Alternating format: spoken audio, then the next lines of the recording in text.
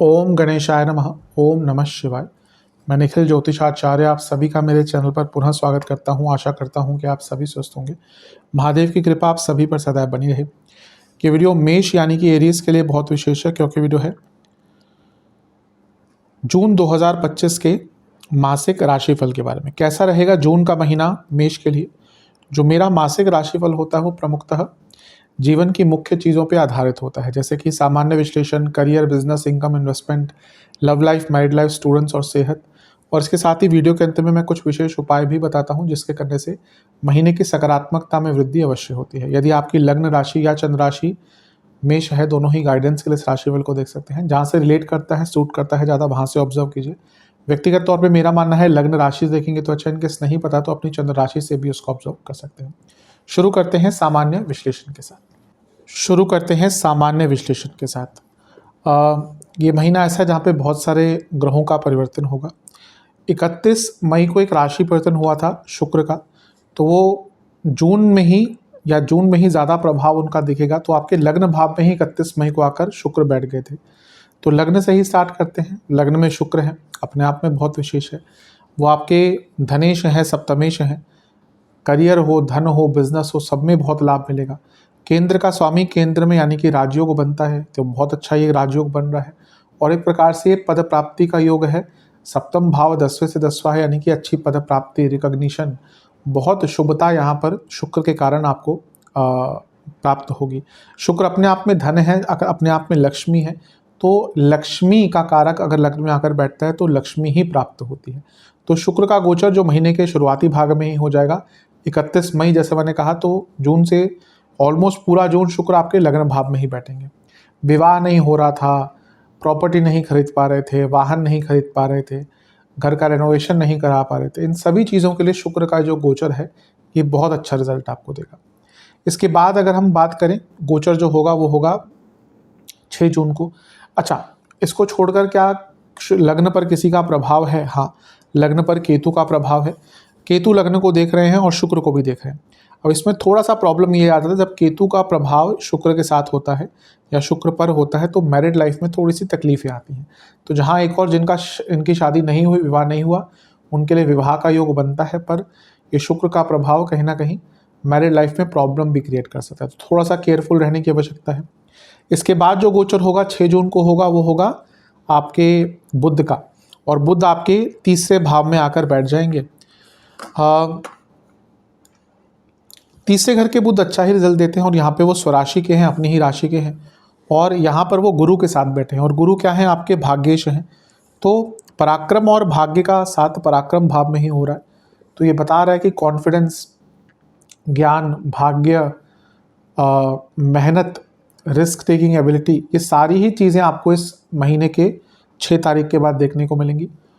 जहाँ गुरु 12वें घर के स्वामी भी हैं भाग्य स्थान के साथ, वहीं बुध दोनों ही उपचय भावों के स्वामी हैं। तो ये जीवन को आगे ही लेकर जाएगी चीज़। और 12वें घर का जब स्वामित्व बृहस्पति का आ गया तो विदेश की यात्रा, विदेश से लाभ, दोनों ही चीज़ें यहाँ पे प्राप्त होंगी। दोनों का ही प्रभाव दृष्टि द्वारा भाग्य स्थान पर ही है। तो ये मान के चलिए कि भाग्य, पराक्रम, बुद्ध के कारण बुद्धि और बृहस्पति के कारण ज्ञान, इन सभी चीज़ों का जो प्रभाव है आपको अपने जीवन में देखने को मिलेगा। इसके बाद अगर हम चर्चा करें तो 7 जून को बहुत बड़ा गोचर होगा, और वो गोचर होगा मंगल का। मंगल आपके 5वें भाव में आकर बैठ जाएंगे, यानी कि सिंह में। और केतु के साथ अंगारक दोष या अंगारक योग, जो भी आप कहना चाहते हैं, वो बनाएंगे। पंचम में मंगल का आना वैसे तो अच्छा ही होता है। लग्नेश है तो लक्ष्मी स्थान में आकर लक्ष्मी योग ही बना रहे हैं। और वो अष्टमेश भी है, यानी कि अचानक से धन की प्राप्ति। यहाँ से वो लाभ स्थान को देखेंगे, अपने आप में दिखा रहा है कि पैसा कमाने के लिए बहुत अच्छा है। अंगारक दोष, ये कहना कि वो सब बुरा ही होता है, गलत चीज़ है, लेकिन हाँ उसके कुछ बुरे प्रभाव भी होते हैं। मंगल केतु, मंगल ऊर्जा है, और केतु कहीं ना कहीं मंगल के तरह ही प्रतापी एक ग्रह है। तो यहाँ पे आपकी क्रिएटिविटी, आपकी नॉलेज, आपकी स्किल्स बहुत बढ़ेंगी। आपके अंदर वो कैपेबिलिटी होगी कि आप अपने स्किल्स के जरिए, अपने नॉलेज के जरिए धन प्राप्त कर पाएंगे। लेकिन मंगल केतु अंगारक दोष, गुस्सा बहुत रहेगा, क्योंकि पंचम भाव पर है। तो इसका प्रभाव आपके प्रोफेशनल लाइफ और पर्सनल लाइफ दोनों में ही एग्रेशन बढ़ेगा, जिसका एक इम्पैक्ट पड़ेगा। बच्चों की सेहत के लिए बहुत अच्छा नहीं है। यहाँ पर मंगल केतु पंचम में, यानी कि आपके बच्चों की सेहत के लिए अच्छा नहीं है, उनको इंजरी भी हो सकती है। आपके अपने संबंध अपने बच्चों से अच्छे नहीं दिख रहे। तो एक प्रकार से जो समय है आपका थोड़ा सा कष्टकारी, या कहीं आपके बच्चों के संबंध से, उनके साथ संबंध के बारे में बात करें तो थोड़ा सा कष्टकारी दिख रहा है। एग्रेशन पर बहुत कंट्रोल करें, क्योंकि मंगल केतु पंचम में बहुत ज़्यादा एग्रेसिव करेंगे और रिलेशनशिप पर भी इसका नेगेटिव इम्पैक्ट पड़ सकता है।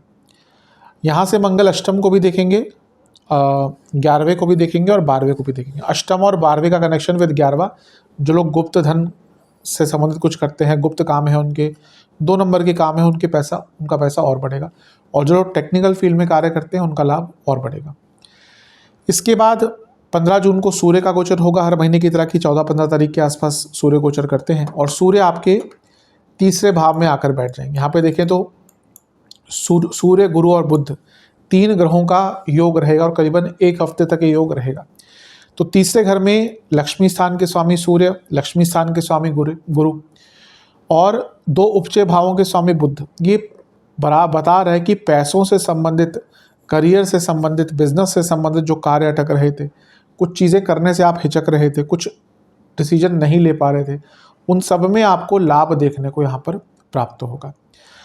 एक प्रकार से तीसरे घर में जब इतने सारे ग्रह आते हैं तो व्यक्ति के अंदर कुछ नया करने का जज्बा, कैपेबिलिटी, हिम्मत और रिस्क टेकिंग एबिलिटी सब कुछ बढ़ जाता है। तो उसका भी एक अच्छा इम्पैक्ट आपके लिए दिख रहा है। इसके बाद 22 जून को एक और गोचर होगा, वो होगा बुध। अच्छा, यात्राओं के भी यहाँ पे बहुत योग बनते हैं, हो सकता है 15 तारीख के बाद कई यात्राएं करनी पड़े।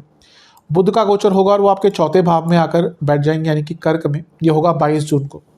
चौथे घर के बुध वैसे अच्छा ही रिजल्ट देते हैं, बुरा नहीं रिजल्ट देते।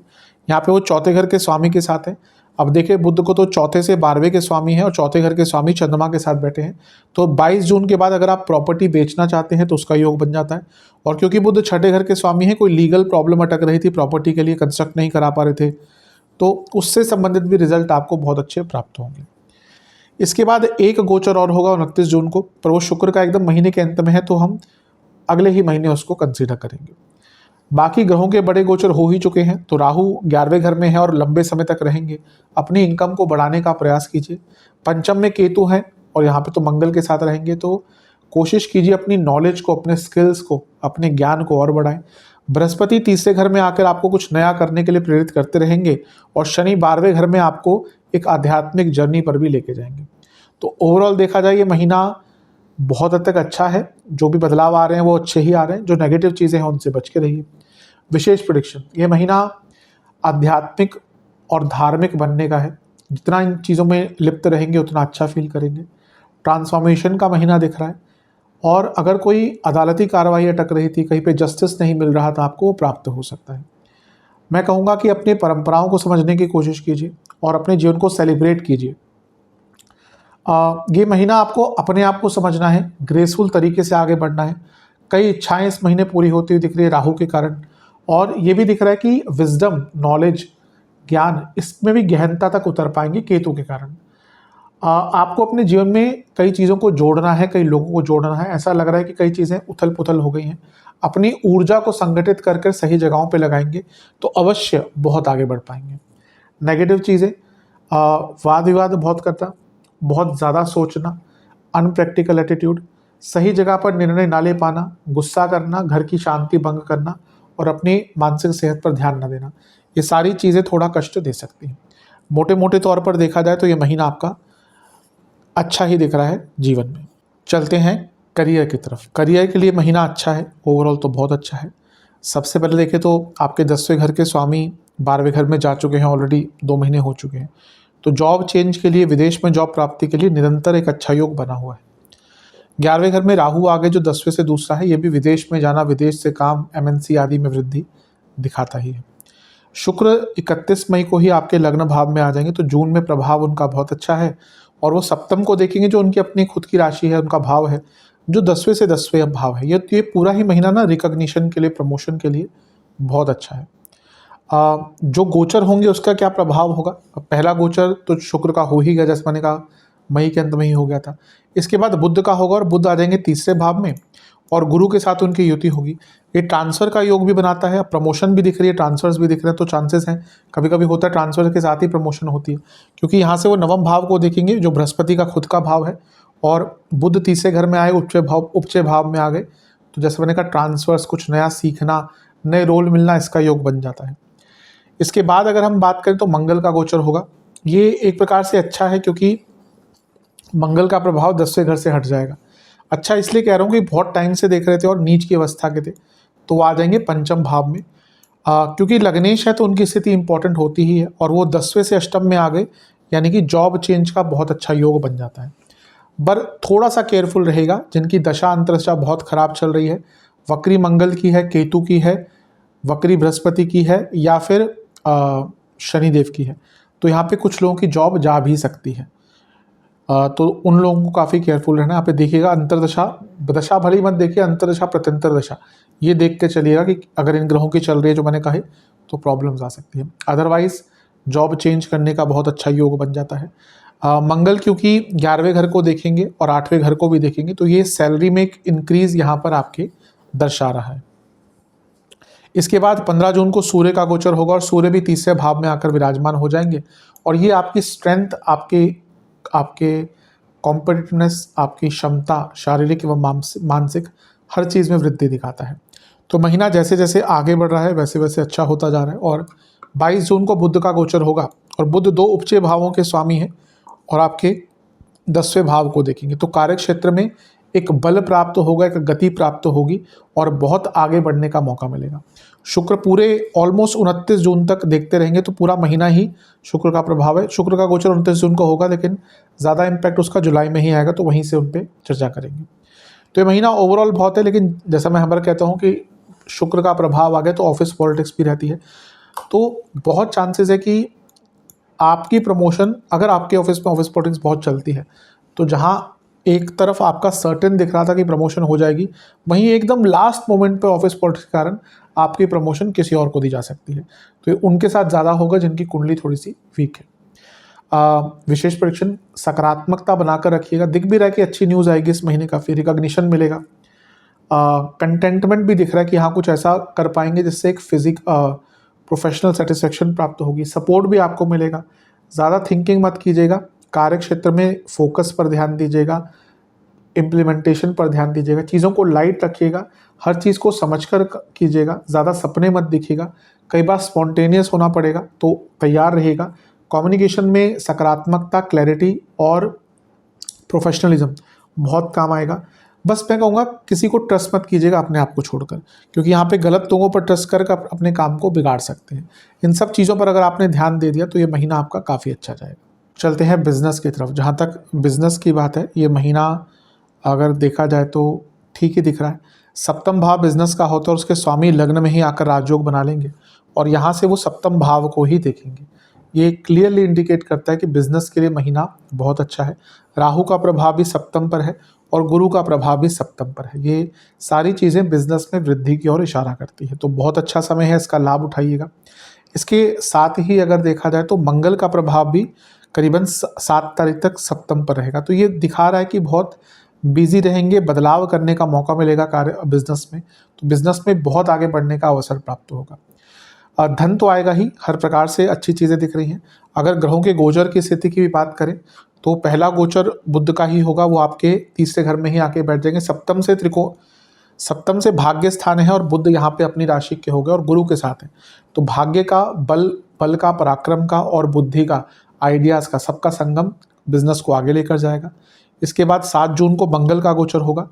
यहाँ पे थोड़ा केयरफुल रहेगा। मंगल की हम बात करें तो कभी कभी इसमें क्या होता है ना कि जो आपके पार्टनर्स होते हैं, अगर बिजनेस पार्टनरशिप वाला है तो पार्टनर्स के साथ मतभेद, लड़ाई झगड़े हो सकते हैं, और क्योंकि सप्तम से 11वें में अंगारक दोष बन गया, कभी कभी पेमेंट्स भी थोड़ी सी अटक जाती है। इसके बाद सूर्य का गोचर होगा और वो भी आपके तीसरे भाव में ही आकर बैठ जाएंगे। पुनः सप्तम से नवम में है, यानी कि नया काम मिलेगा, बल मिलेगा, कोई सरकारी बाधा भी दूर होगी। और 22 जून को बुध का गोचर होगा और वो चौथे भाव में आ जाएंगे जो सप्तम से 10वां है। यहाँ पर 2 उपचय भावों के स्वामी का आना, यानी कि 22 तारीख के बाद कार्य क्षेत्र में या बिजनेस में कहिए एक वृद्धि आपको देखने को प्राप्त होगी। तो महीना अच्छा है, बस ये अंगारक दोष का थोड़ा सा प्रभाव, उससे बच के रहिएगा। गुरु का प्रभाव पूरे महीने बल्कि बहुत लंबे टाइम तक रहेगा। भाग्येश तो है, लेकिन 12वें घर के स्वामी भी हैं, इसलिए अपने व्यय पर, अपने खर्चों पर थोड़ा सा नियंत्रण पूरी तरह से बनाकर चलेंगे तो आपके लिए बहुत अच्छा रिजल्ट मिलेगा। ओवरऑल देखा जाए ये महीना आपका बिजनेस के रूप से अच्छा ही है। बस शुक्र का प्रभाव है तो धोखाधड़ी भी हो सकती है, शुक्र का प्रभाव है तो लालच भी आता है, और पार्टनर्स से भी धोखाधड़ी का योग बन जाता है, तो इस पर बहुत ध्यान दीजिएगा। विशेष प्रेडिक्शन, अगर ऐसे बिजनेस में है ना जहाँ पे फंसा हुआ फील कर रहे हैं, तो कभी कभी ना निकल जाना सही रहता है। सही टाइम पे एग्जिट ले लेना बहुत अच्छा रहता है। ये अगर वैसा है तो निकल जाइएगा। कभी कभी होता है हम फंस जाते हैं किसी पार्टनरशिप में, कंट्रोल लाइए वापस। ऐसे बहुत लोग हैं आपके आसपास जो टू फेस्ड है, इसके कारण आप बोलते कुछ है, मे बी आपके एम्प्लॉयज़ ही हों, आपने दुनिया भर का लेक्चर दे दिया कि ऐसा करना है वैसा करना है, वो कुछ कर ही नहीं रहे, तो उस पर ध्यान दीजिए। एक टॉक्सिक एनवायरनमेंट इस महीने कई बार रहेगा, आपके पार्टनर्स के बीच में हो सकता है, बाकी लोगों के बीच में हो सकता है, और ऐसा लगता है कि कोई, अगर आपका बड़ा बिजनेस है ना, कोई अपना ही है जो चाहता है कि बिजनेस में लॉस हो, तो देखिए थोड़ा सा कंट्रोल वापस लाइए। कई बार इस महीने बहुत अनडिसाइडेड रहेंगे, तो वहाँ पे कोई डिसीजन मत लीजिएगा। नेगेटिव लोगों को अपने बिजनेस से दूर कीजिए, अपनी नेगेटिव सोच को कम कीजिए, और ख्याली पुलाव मत पकाइएगा। इस महीने कई बार होगा बहुत वास्तविकता से दूर होकर चीज़ें सोचना शुरू कर देंगे, जिसका एक नेगेटिव इम्पैक्ट पड़ सकता है। मेरे हिसाब से पुरानी गलतियों को भी सुधारने का प्रयास कीजिए। ऐसा लग रहा है कि आप आगे बढ़े जा रहे हैं और पुरानी चीज़ों को, कहते हैं ना इंग्लिश में ब्रशिंग अंडर द टेबल, वो जो पुरानी गलतियां उनको भूले जा रहे हैं। ये गलतियां ही छोटी छोटी आगे चलकर बहुत तंग करने वाली है, तो इन सारी चीज़ों पर ध्यान दें। बुरा महीना कतई नहीं है, लेकिन जो भी मैंने कहा उस पर ध्यान दीजिएगा। चलते हैं इनकम, इन्वेस्टमेंट और एक्सपेंसेस की तरफ। जहाँ तक इनकम की बात है, महीना अच्छा ही है। शुक्र ही लग्न में आगे और बहुत लंबे टाइम तक बैठेंगे तो अच्छा ही टाइम है। दूसरे घर के स्वामी है शुक्र, लग्न में बैठे हैं।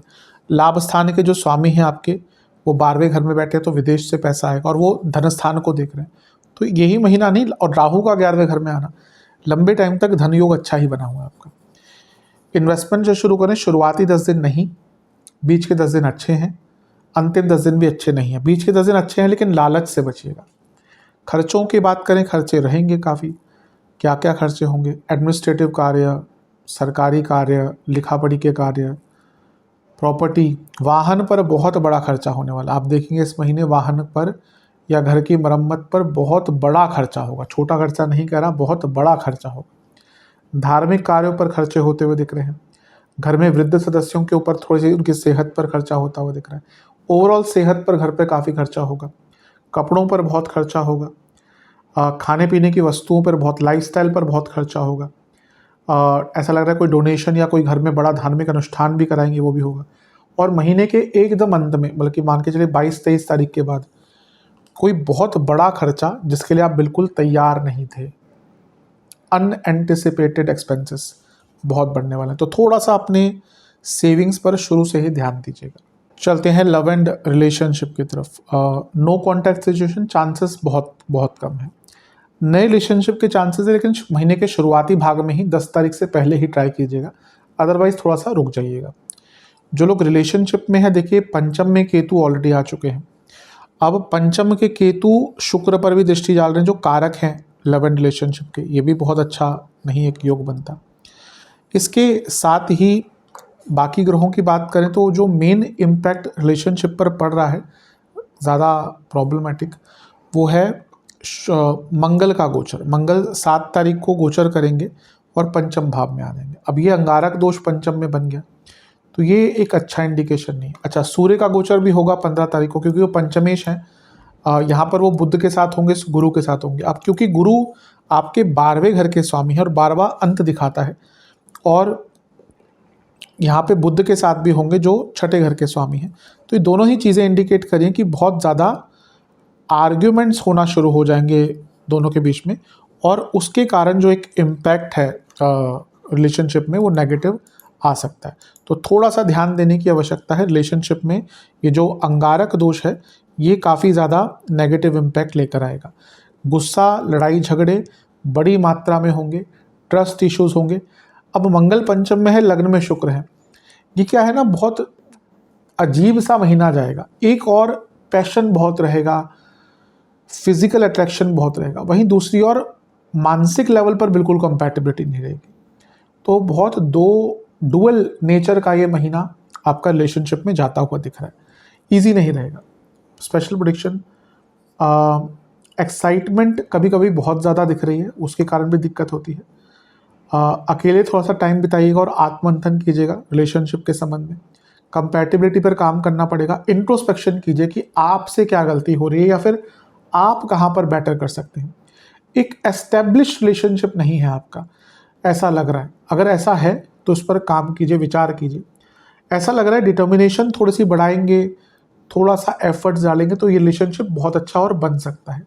एक कंसर्न दिखाइए अपने पार्टनर के प्रति कि हाँ आप उनकी चिंता करते हैं। बहस बहुत ज़्यादा होने वाली है, तो जितना हो सके अपने आप को बहस से दूर रखेंगे उतना अच्छा है। ये महीना इजी नहीं रहेगा, पर पैशन से भरा एक महीना दिख रहा है। वैवाहिक जीवन की तरफ चलते हैं। अच्छी चीज़ ये है कि शुक्र का प्रभाव पूरे महीने रहेगा, ऑलमोस्ट पूरे महीने 29 तारीख तक रहेगा, ये अच्छी चीज़ है। मंगल दोष भी खत्म हो जाएगा। मंगल दोष चल रहा था बहुत टाइम से, 7 तारीख को मंगल का गोचर हो जाएगा तो ये खत्म हो जाएगा मंगल दोष। बुध का गोचर इससे पहले 6 जून को हो चुका होगा। ये तीसरे घर में आ रहे हैं, बुध गुरु के साथ बैठ रहे तो कम्युनिकेशन बेटर होगा। सूर्य के गोचर की बात करें तो वो भी 15 जून को होगा, वो भी तीसरे घर में आएंगे। यहाँ से थोड़ा सा ये होगा कि आर्ग्यूमेंट्स बढ़ेंगे, ईगो क्लैशेस वगैरह 15 तारीख के आसपास से बढ़ना शुरू हो जाएंगे। तो वैसे सब कुछ ठीक है, लेकिन देखिए सप्तम पर राहु का प्रभाव है और शुक्र पर केतु का प्रभाव है। तो ये डिसकंटेंटमेंट, ट्रस्ट इश्यूज, ध्यान भटकना, और केतु डिटैचमेंट लाता है। तो इसमें होगा क्या ना कि कोई ऐसी बड़ी प्रॉब्लम भी नहीं रहेगी, फिर भी ऐसा लगेगा कि मैरिड लाइफ में बहुत कमियां हैं। और जब ये भाव आ जाता है ना कि पता ही नहीं कि गड़बड़ क्या है लेकिन गड़बड़ है, वहाँ से मैरिड लाइफ का पतन होना शुरू होता है। तो मैं ये तो नहीं कहूँगा कि ऑन द फेस कोई बहुत बुरा महीना है, लेकिन फिर भी एक ऐसा महीना है जो बहुत वैक्यूम क्रिएट करेगा, बहुत अनईजी सा एक साइलेंस रहेगा इस महीने, जो मे बी अभी उस बड़े प्रभाव को नहीं दर्शाएगा, पर आने वाले टाइम में अवश्य उसका एक नेगेटिव इम्पैक्ट हो सकता है। विशेष प्रेडिक्शंस, थोड़ा लाइट एटमॉस्फेयर रखिएगा, शांत रहिएगा और अपने मैरिड लाइफ को और स्ट्रॉन्ग करने की कोशिश कीजिएगा। कहीं ना कहीं एक कनेक्शन अच्छा रखिए। पैसों की बातों पर बहुत झगड़े होंगे, इसलिए मनी मैटर्स बहुत आराम से रिजॉल्व कीजिएगा। कभी कभी बहुत आप बचकाना सा बिहेव करेंगे, उससे बचिएगा। जल्दबाजी में बिहेव करेंगे, चीज़ें बोलेंगे, उससे बचिएगा। और कहीं ना कहीं कॉमन गोल रखिए। देखिए जिन कपल्स के बीच में कॉमन गोल होता है ना, वहाँ पे प्रॉब्लम्स तो हर कपल में आती है, लेकिन अगर एक कॉमन गोल है तो चीज़ें सॉल्व हो जाती हैं, क्योंकि दोनों ही एक चीज़ के लिए काम कर रहे हैं। तो कोशिश कीजिए कॉमन गोल रहे, डाउन टू अर्थ रहिएगा, मजाक मत उड़ाइएगा, सरकाज़्म, व्यंग्यात्मकता, इससे बचिएगा, क्योंकि ये सारी चीज़ें ना इस महीने काम, कभी कभी होता है चल जाता है मजाक किया आपने, यहाँ पे मजाक नहीं चलेगा। कोशिश कीजिएगा कि साथ में बैठकर फ्यूचर को विजुलाइज करें। जैसे मैंने कहा एक कॉमन ग्राउंड पे होते हैं ना तो चीज़ें बेटर हो सकती हैं, तो इस पर विचार कीजिएगा, इसका ध्यान कीजिएगा। चलते हैं स्टूडेंट्स की तरफ। एग्ज़ाम्स शुरुआती 10 दिन बहुत अच्छे हैं, लेकिन ग्राउंडेड रहिएगा। यहाँ पे ओवर कॉन्फिडेंस एक फालतू का दिख रहा है। बीच के 10 दिन बहुत अच्छे हैं, सबसे अच्छा टाइम महीने का बीच के 10 दिन ही है। अंतिम 10 दिन में ना आपको थोड़ा सा प्रिपरेशन अपनी अच्छी रखनी पड़ेगी। वैसे देखा जाए स्टूडेंट्स के लिए अच्छा ही टाइम है। पंचम भाव में केतु हैं जो रिसर्च स्टूडेंट्स के लिए बहुत अच्छे हैं। पंचमेश की स्थिति भी अच्छी ही है ऑलमोस्ट पूरे महीने। बुध आदित्य योग बनेगा, पहले शुरू में बना ही होगा, उसके बाद सूर्य 15 तारीख को यहाँ पे आ जाएंगे, बुध ऑलरेडी 6 तारीख को यहीं पे होंगे, फिर बुध आदित्य योग बनेगा। लग्न में शुक्र है जो पंचम से नवम है, यानी कि जो स्टूडेंट्स जॉब ढूंढ रहे थे, इंटर्नशिप ढूंढ रहे थे, उनके लिए भी अच्छा है। और मंगल का भी 7 तारीख को पंचम भाव में आना, बीइंग लग्नेश, कि वो लग्नेश है तो यहाँ पे राजयोग बनाएंगे, तो ये बहुत अच्छा है। स्ट्रेंथ रहेगा, विश्वास रहेगा, भाग्य का साथ मिलेगा। कॉम्पिटिटिव एग्जाम्स के लिए बहुत अच्छा है। बस ये है कि अंगारक दोष है तो गुस्सा ज़्यादा रहेगा। जो ऊर्जा है उसको सही जगह पर लगाएंगे तो इसका लाभ प्राप्त होगा। विशेष प्रेडिक्शन, ये महीना अपने आप को, अपने जीवन को और बढ़ाने का है, एक्सपेंशन का है। ये महीना ऐसा है जहाँ पे कंट्रोल वापस आएगा। ये महीना ऐसा है जहाँ पे अगर आपने अपनी ऊर्जा को यूटिलाइज किया तो बहुत आगे बढ़ पाएंगे। अपने ऊपर विश्वास करेंगे तो ये विश्वास एक जादू की तरह काम करेगा। लेकिन जहाँ अपने गुस्से पर नियंत्रण नहीं कर पाए तो जादू तो बहुत दूर की बात है, कार्य बिगड़ेंगे ही। ये महीना ऐसा लग रहा है कि आपके लिए बहुत नई अपॉर्चुनिटीज़ लेके आएगा और एक प्रकार से थोड़ा रिस्क भी लेने का मौका मिलेगा और आपको एक सर्टेनिटी हो जाएगी कि हाँ भाई, मैं सही रास्ते पे जा रहा हूँ या जा रही हूँ। तो महीना स्टूडेंट्स के लिए बहुत अच्छा है। सेहत का ध्यान दीजिएगा, मानसिक सेहत का, शारीरिक सेहत, इंजरीज काफ़ी हो सकती है। अब आपका एग्जाम है और आपको इंजरी हो गई तो देखिए क्या होगा। और गुस्से पर नियंत्रण, इन सब चीज़ों पर अगर आपने काम कर लिया तो अवश्य महीना आपका अच्छा जाएगा। हेल्थ की तरफ चलते हैं। इस महीने जिनको डायबिटीज़ है, प्रॉब्लम ज़्यादा रहेगी, केयरफुल रहेगा। ज़्यादा हाई लेवल ऑफ शुगर जैसे ये सब जो चीज़ें होती है डायबिटिक पेशेंट को, वो तंग कर सकती है। आँखों के रोग, दांतों के रोग बहुत तंग करेंगे। गले के रोग, थायराइड संबंधित प्रॉब्लम्स, ग्रंथियों के रोग, ग्लैंड से जुड़ी प्रॉब्लम्स, कार्डियक प्रॉब्लम के योग बहुत हैं। एसिडिटी बहुत ज़्यादा रहा करेगी और अपचन बहुत रहेगा। शुरुआती 10 दिन इसमें एसिडिटी, थायराइड, हार्मोनल और फूड इन्फेक्शन। बीच के 10 दिन पेट के रोग बहुत रहेंगे, लोअर बॉडी में बहुत प्रॉब्लम रहेगी, कमर का दर्द बहुत तंग करेगा, आलस्य बहुत रहेगा। अंतिम 10 दिन नसों के रोग, डायबिटीज़, बीपी और सर से संबंधित रोग तंग करेंगे। उपाय की बात कर लेते हैं। आपको दूध और दही दोनों मिलाकर महादेव का अभिषेक करना है। इसके बाद गंगा जल से अभिषेक करिएगा और शिव चालीसा का 4 बार पाठ करके महादेव को घर में बने हलवे का भोग लगाना है। मंदिर में आपको सरसों के तेल का दान करना है और इसके साथ ही बजरंग बली को 2 मीठे पान और लड्डुओं का भोग लगाकर बजरंग बाण का और हनुमान बाहुक का एक बार पाठ करना है और हनुमान चालीसा की कुछ पुस्तकें मंदिर में दान करनी है। ये उपाय कर लेंगे, अवश्य आपके लिए महीना काफ़ी अच्छा जाएगा। आशा करता हूँ कि वीडियो काम आएगी। चैनल पर नए हैं, सब्सक्राइब कीजिए, वीडियो को लाइक कीजिए। मिलता हूँ अगली वीडियो में, तब तक के लिए ओम नमः शिवाय।